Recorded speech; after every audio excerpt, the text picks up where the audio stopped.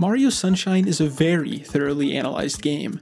With many speedrun glitches and secrets found, there isn't much left to cover inside of this game. Though, while many have been looking deeper into the game and its intricate systems, today we're going to take a look at the surface level things that some may say you couldn't miss. After a false trial at his presumed vacation spot, Mario now needs to clean his name with FLUDD and figure out who exactly is framing him. So after taking care of Shadow Mario and his gatekeeper Piranha, we make it into Bianco Hills.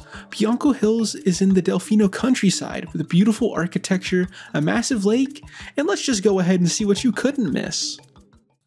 The town we come across as soon as we enter Bianco Hills looks very peaceful, with many birds and flowers surrounding its exterior. This eco-friendly look is not just a look though, cause clearly majority of the electricity utilized in this town is clean energy, as seen with all the turbines. This, along with the fact that wind spirits inhabit this village, guarantees the town energy for years to come. However, the oddity we see here is that not every building is sharing power, and many buildings seem to only be connected to one turbine. This shows a deep ingrained delusion of self-preservation in the inhabitants of this village, causing many to hoard their massive turbines to themselves. Clearly, due to the randomness of the ocean wind direction and which turbines the wind spirits keep spinning, it would be much more beneficial for them to all be connected in the case that the hills block a certain ocean wind.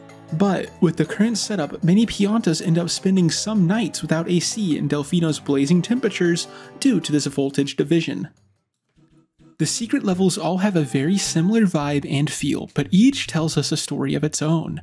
Bianco Hills having 2 secret levels actually tells us of Shadow Mario's inner struggle with his new life of villainy. This can be seen in the cave secret, where clearly he believes that stopping Mario will be a straight and linear path, which explains why the level itself is just in a straight line. However, his belief clearly changes in the Dirty Lake secret, where instead of having simple rotating platforms, they start flipping and rolling in a struggle against Mario.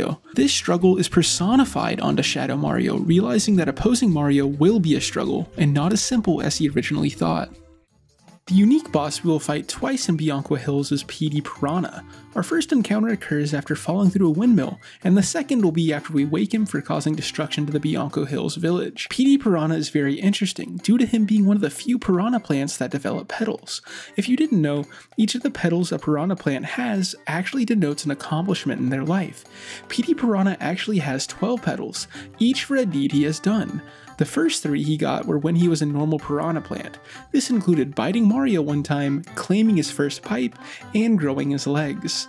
The rest were after, and due to his enhanced ego from the first few petals, he started considering even the most minuscule things a deed. Some of the most odd creatures in Bianco Hills are found near where we awoke PD. We stumble upon these little pig-like creatures called poinks. These poinks are very odd, latching onto the nozzle of FLUDD anytime the spray nozzle is attached. This usually leads to them being exploded by being filled to overcapacity with water by Mario. But looking closer, I believe something else is occurring. Clearly, these creatures would not have the desire to fill up with water just to die, and by what happens when we release them, it seems to be their main mode of transportation.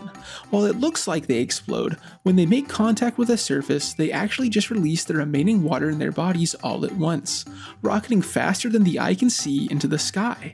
This returns them to the Point Cloud capital, where they discuss politics before dropping back down onto Isle Delfino to do Poink things.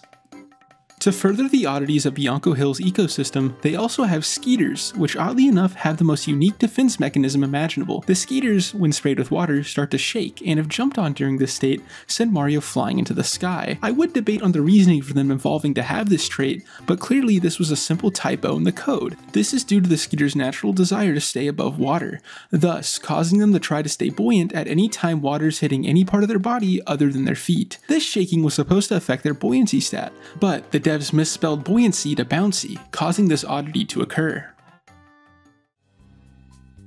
And that is the end of this video.